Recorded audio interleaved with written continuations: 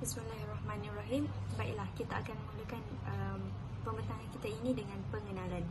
Sistem ejaan bahasa Melayu mempunyai sejarah tersendiri dan banyak pertukaran yang telah berlaku, bermula daripada ejaan Jawi sehinggalah ejaan Rumi. Sistem ejaan yang digunapakai pada hari ini ialah sistem ejaan Rumi bahasa Melayu, iaitu yang telah dikemukakan pada tahun 1972.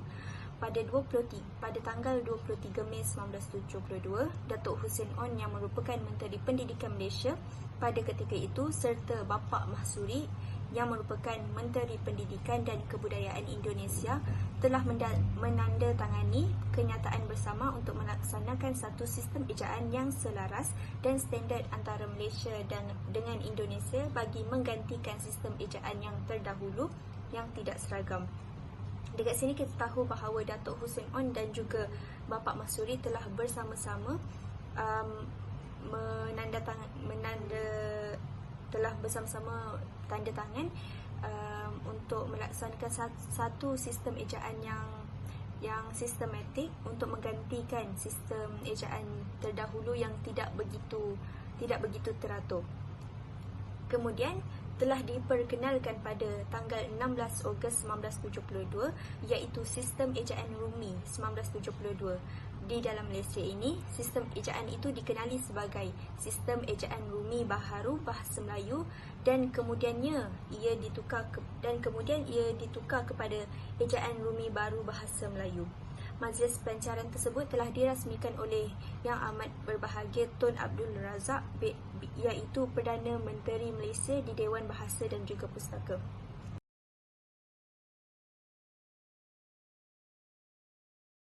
Baiklah, ciri sistem ejaan Rumi yang pertama ialah huruf dalam bahasa, iaitu kita akan pelajari tentang abjad. Abjad dalam ejaan bahasa Melayu terdapat 26 abjad yang terdiri daripada huruf seperti di bawah, seperti yang kita pelajari A, B, C, D sehingga Z. Terdapat juga cara-cara menulis abjad dalam huruf besar dan juga kecil, serta kita akan pelajari cara sebutan huruf-huruf tersebut. Antaranya ialah huruf A, cara sebutannya ialah A, iaitu A. Huruf yang kedua ialah B, cara sebutannya ialah BI, iaitu B. Huruf yang ketiga C, cara sebutannya ialah SI, iaitu C.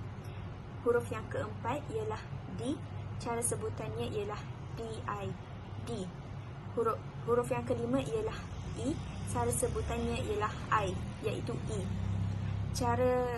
Huruf yang keenam ialah F, cara sebutannya ialah EFF. Huruf yang ketujuh ialah G, cara sebutannya ialah JI, G. Huruf yang ke-8 H, cara sebutannya ECH.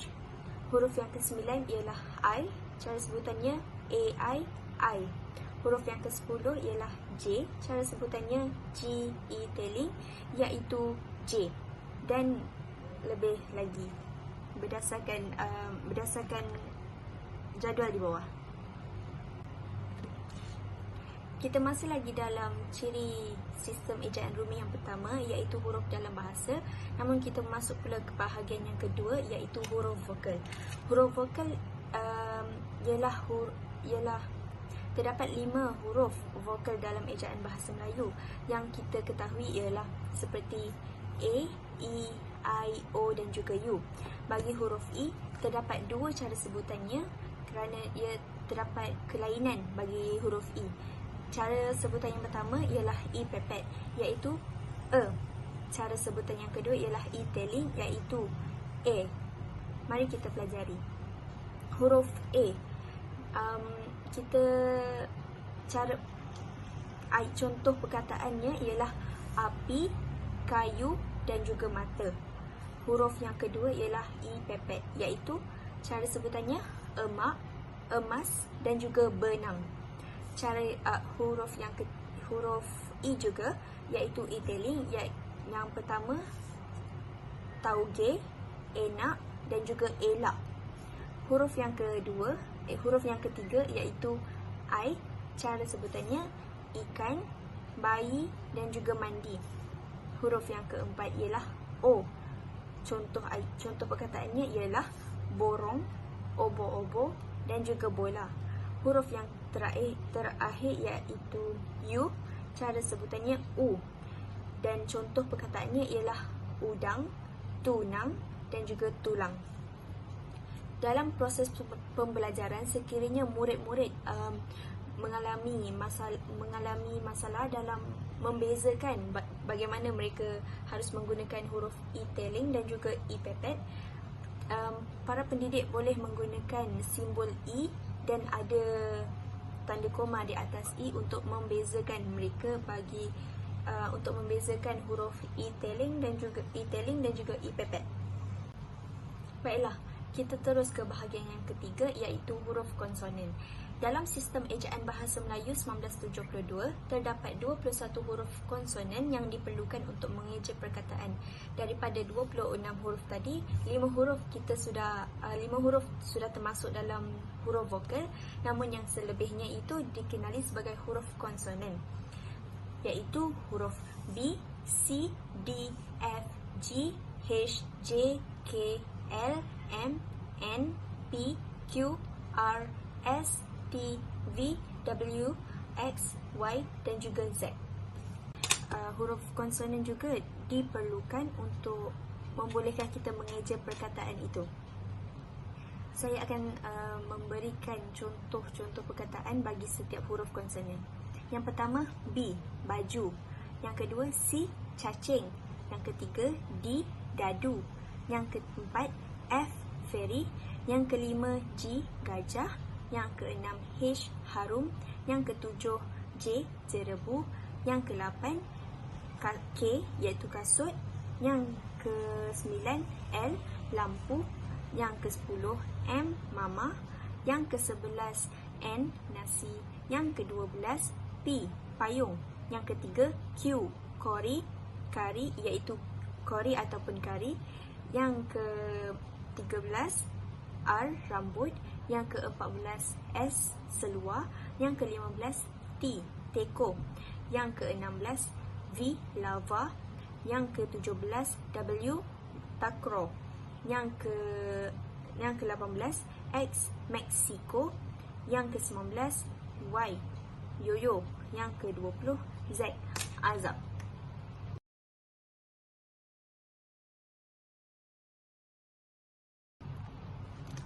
Baiklah, kita sudah sampai ke ciri yang kedua iaitu sistem pola keselarasan huruf vokal. Dalam sistem ejaan bahasa Melayu 1972, terdapat dua undang-undang untuk mengeja perkataan, iaitu sistem keselarasan vokal yang digunakan untuk mengeja dalam bahasa Melayu dan kekecualian sistem keselarasan vokal yang digunakan untuk mengeja kata pinjaman atau unsur serapan. Sistem keselarasan vokal merupakan kesesuaian dua huruf vokal yang membentuk dua suku kata pada kata dasar, iaitu pasangan antara dua huruf vokal pada suku kata pra-akhir dengan huruf vokal pada suku kata akhir tertutup. Erti kata lain, pasangan huruf vokal ini menjadikan keharmonian dan kekemasan dari segi bunyi dalam suatu perkataan seperti contoh di sebelah, iaitu contoh di dalam rajah. Seperti yang kita ketahui, sistem pola keselarasan huruf vokal mengandungi dua bahagian, iaitu pola keselarasan vokal yang bermaksud dalam sistem ejaan baharu Rumi terdapat 18 pola keselarasan vokal, antaranya ialah AA, E-pepet dan I, IU, OO dan juga UA. Terdapat banyak lagi pola keselarasan vokal, namun ini sahaja yang saya dapat kemukakan. Pola yang pertama ialah AA. Suku kata perakhirnya ialah A dan suku kata akhir tertutup ialah A. Contoh perkataannya ialah gagap dan juga adab.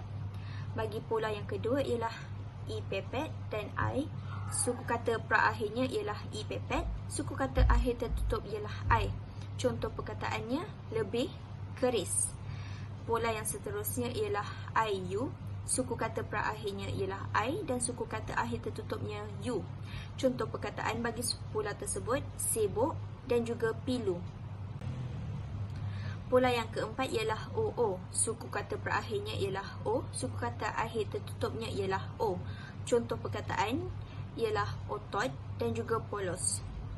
Pola yang seterusnya ialah UA. Suku kata perakhirnya ialah U. Suku kata akhir tertutup ialah A.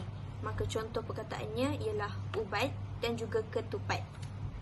Kita masuk pula ke bahagian yang kedua dalam sistem pola keselarasan huruf vokal, iaitu kekecualian pola keselarasan vokal. Ciri-ciri ini merupakan ejaan kata bahasa Melayu yang melanggar peraturan keselarasan vokal yang terdiri daripada 18 pola keselarasan vokal. Contoh-contohnya ialah seperti dirajah yang dinyatakan. Baiklah, kita sudah masuk ke ciri yang ketiga dalam sistem ejaan Rumi, iaitu ejaan kata pinjaman. Beberapa pedoman atau kaedah telah disediakan sekiranya sesuatu perkataan daripada pelbagai bahasa seperti bahasa Inggeris, Arab, Jawa, Belanda, Portugis dan beberapa bahasa lain hendak diserap dalam bahasa Melayu.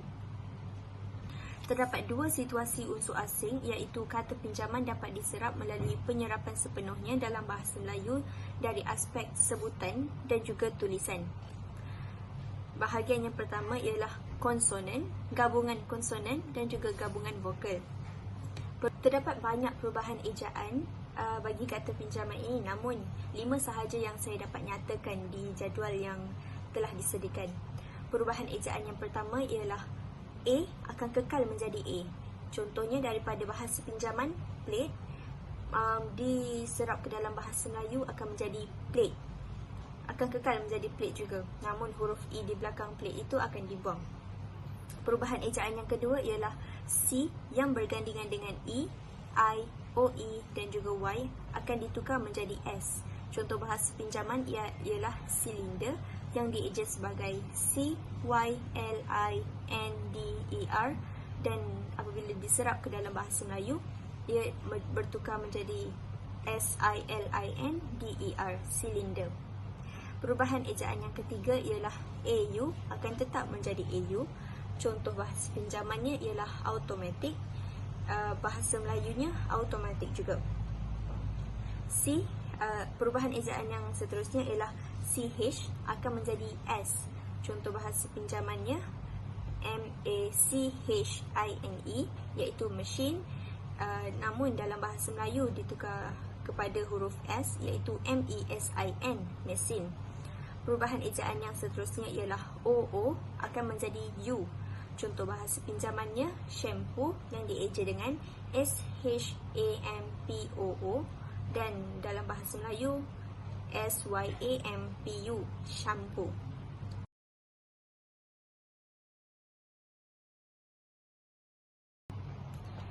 Kita sudah sampai ke ciri yang seterusnya, iaitu penggunaan huruf besar dan juga huruf kecil. Dalam ayat bahasa Melayu, kita dapati ada perkataan yang harus dimulakan dengan huruf besar dan ada juga yang harus menggunakan huruf kecil. Untuk mengelakkan kekeliruan, beberapa ciri akan dikemukakan untuk mengetahui perkataan apa yang harus dimulakan dengan huruf besar. Seperti rajah yang telah saya tunjukkan, ini semua adalah situasi di mana kita harus menggunakan huruf besar. Contoh yang pertama ialah bagi huruf pertama kata di awal ayat yang lengkap. Contohnya, beliau ialah guru saya. Beliau itu merupakan perkataan yang pertama dalam ayat itu, maka huruf B dalam perkataan beliau harus dimulakan dengan huruf besar. Situasi yang kedua ialah sebagai huruf pertama gelaran kehormat, keturunan dan keagamaan yang diikuti nama orang, iaitu Haji Abdul Razak. Haji, huruf H bagi perkataan Haji akan dimulakan dengan huruf besar. Abdul, A, huruf besar. R, Razak, R, huruf besar. Yang seterusnya sebagai huruf pertama nama bangsa, suku dan bahasa. Seperti bangsa Melayu. Melayu itu akan dimulakan dengan huruf besar. Suku Dayak, iaitu suku itu huruf kecil namun Dayak merupakan bangsa, maka Dayak itu dimulakan dengan huruf besar. bahasa Inggeris ataupun bahasa Melayu, Melayu itu akan dimulakan dengan huruf besar dan juga Inggeris akan dimulakan dengan huruf besar. Merupakan suku. Seterusnya, situasi apabila seterusnya di mana kita harus menggunakan huruf kecil ini. Terdapat tiga situasi. Terdapat tiga situasi yang saya akan kemukakan. Yang pertama ialah nama gelaran, kehormatan dan juga keagamaan yang tidak diikuti dengan nama orang. Contoh ayatnya, baginda merupakan sultan yang baik dan sentiasa prihatin terhadap rakyatnya. Sultan itu merupakan nama kehormatan, namun tidak diikuti dengan nama orang. Malah maka sultan itu tidak akan dimulakan dengan huruf besar, hanya huruf kecil sahaja. Yang seterusnya ialah nama pangkat, jabatan, tempat yang tidak diikuti dengan nama orang. Sebagai contoh, Encik Hamidi telah dinaikkan pangkat sebagai seorang pegawai. Pegawai itu merupakan nama pangkat, namun tidak diikuti dengan nama orang. Oleh itu, pegawai itu harus dimulakan dengan huruf kecil dan bukan huruf besar. Penggunaan tanda noktah yang pertama ialah pada akhir ayat yang bukan pertanyaan atau seruan. Sebagai contoh, dia merupakan seorang guru. Ayat ini ingin menyatakan bahawa dia merupakan seorang guru, namun tiada sebarang persoalan dan juga tiada sebarang penafian. Maka tiada sebarang seruan, maka tanda noktah akan diletakkan di akhir ayat. Yang kedua, pada akhir singkatan nama orang, iaitu P. Ramli. P itu menunjukkan singkatan, maka tanda noktah akan diletakkan selepas huruf P.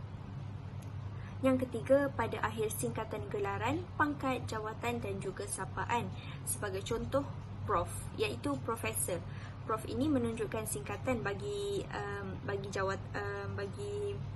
gelaran orang itu.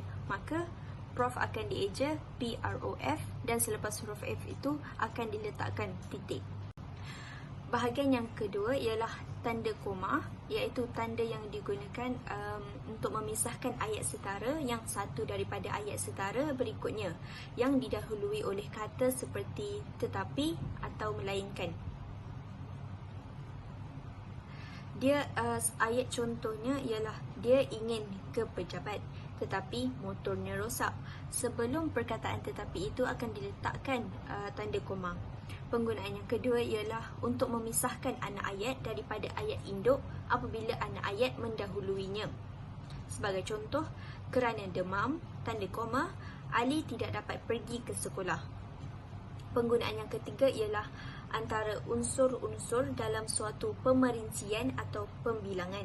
Sebagai contoh, kakak membeli kereta, tanda koma, rumah, tanda koma, telefon bimbit, telefon bimbit dan kasut pada tahun yang sama. Penggunaan yang seterusnya ialah antara nama penerbit dengan tahun. Sebagai contoh, Kuala Lumpur, tanda titik bertindih, Dewan Bahasa dan Pustaka, koma, selepasnya menunjukkan tahun 2021. Penggunaan yang seterusnya ialah untuk mengapit keterangan tambahan dan keterangan aposisi. Sebagai contoh, ayah saya, tanda koma, Tuan Abdul Aziz, tanda koma, memang seorang yang sopan santun. Tanda yang seterusnya ialah tanda titik bertindih. Tanda ini digunakan pada akhir suatu penyataan apabila diikuti suatu rangkaian atau pemerian. Sebagai contoh, penduduk negeri Sarawak terdiri daripada pelbagai suku, iaitu tanda titik bertindih, Iban, Melanau, Melayu dan sebagainya.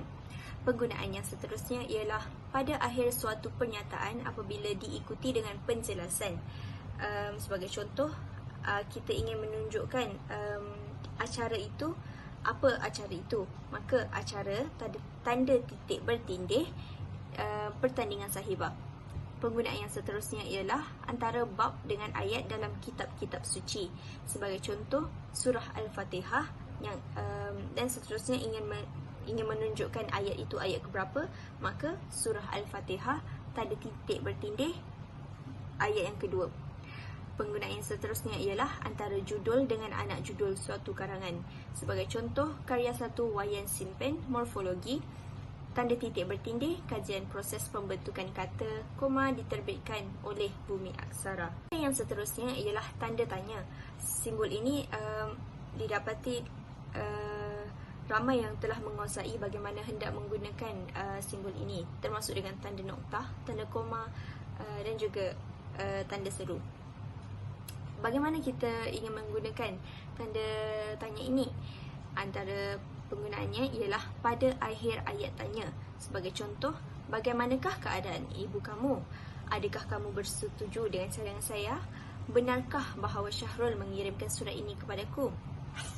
Penggunaan tanda tanya yang seterusnya ialah di antara tanda kurung untuk menyatakan bahagian ayat yang disangsikan atau yang kurang dapat dibuktikan kebenarannya.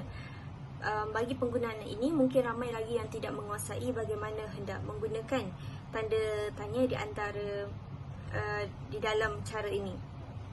Sebagai contoh yang telah saya nyatakan, raja itu dilahirkan pada tahun 1783. Mungkin ada yang mungkin penulis ini tidak begitu pasti dengan tahun kelahiran raja itu. Oleh itu diletakkan tanda tanya dalam tanda kurung selepas tahun 1783 di Singgora.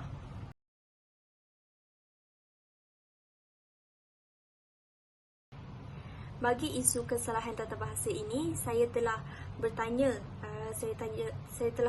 pendapat kepada guru saya, guru bahasa Melayu saya, iaitu Puan Anis Azlini yang sedang berkhidmat di Sekolah Menengah Kebangsaan Shah Alam, iaitu di Selangor, dan beliau telah mengajar saya mata pelajaran bahasa Melayu ketika saya menduduki sijil pelajaran Malaysia. Soalan yang telah saya kemukakan kepada beliau ialah, apakah pendapat cikgu tentang generasi kini yang semakin mengabaikan penggunaan bahasa Melayu dengan betul? Jawapan beliau ialah, penggunaan bahasa Melayu dengan betul ini semakin diabaikan dalam kalangan generasi kini kerana mereka menganggap penggunaan bahasa Melayu yang betul hanya perlu untuk urusan rasmi sahaja. Soalan yang seterusnya ialah, pada pendapat cikgu, wajarkah usahawan-usahawan sekarang menggunakan ejaan dan tata bahasa yang salah demi mendapatkan keuntungan? Jawapan beliau ialah, tidak wajar. Kesalahan ejaan merupakan kesalahan yang paling asas kerana usahawan boleh merujuk ejaan sebenar dan terkini untuk setiap perkataan dalam laman sesawang PRPN, iaitu yang telah diterbitkan oleh yang telah dihasilkan oleh Dewan Bahasa dan Pustaka. Bagi isu kesalahan ini, iaitu kesalahan ejaan, sepanjang saya menyiapkan tugasan ini, saya telah mendapati bahawa beberapa usahawan kini sering menggunakan tata bahasa dan ejaan yang salah semata-mata hanya kerana mengejar keuntungan serta ingin memujuk pelanggan dengan menggunakan ejaan yang mengikuti perkembangan semasa. Rajah di sebelah itu menunjukkan sebuah paket berisi daging beku dan mempunyai logo yang tertulis daging Shalai. Kita boleh lihat dan fokus pada perkataan Shalai. Mereka telah mengeja perkataan asal itu.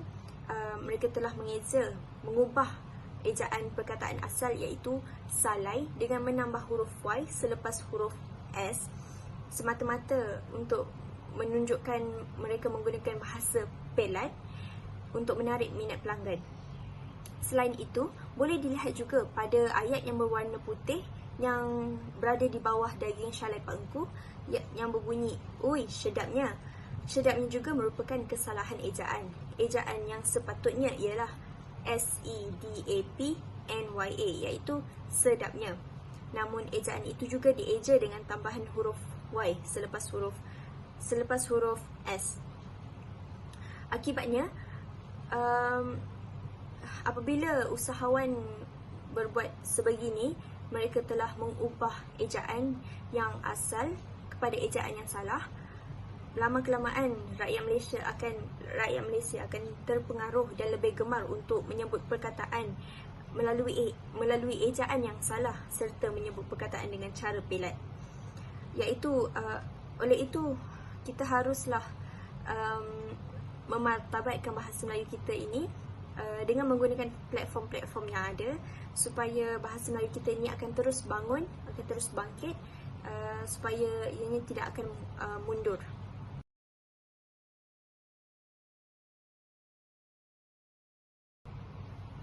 Oleh itu, kita sebagai rakyat Malaysia hendaklah sentiasa mengangkat martabat bahasa Melayu kita ini, kerana dahulu kala nenek moyang kita telah bertumpah darah untuk mengangkat martabat bahasa Melayu kita ini. Maka kita di sini hendaklah ingat pada istilah jangan lupa diri, iaitu frasa ini mengatakan bahawa setiap individu itu tidak seharusnya melupakan asal-usul mereka dan juga asal-usul nenek moyang mereka. Oleh itu, sampai di sini sahajalah pembentangan saya pada hari ini. Izinkan saya menutup pembentangan saya ini dengan serangkap pantun. Pohon berangan tempat bertemu, girangnya rasa si anak dara. Baliklah tuan membawa ilmu, binalah bangsa, bangunkan negara. Sekian, wabillahi taufiq wal hidayah. Wassalamualaikum warahmatullahi wabarakatuh.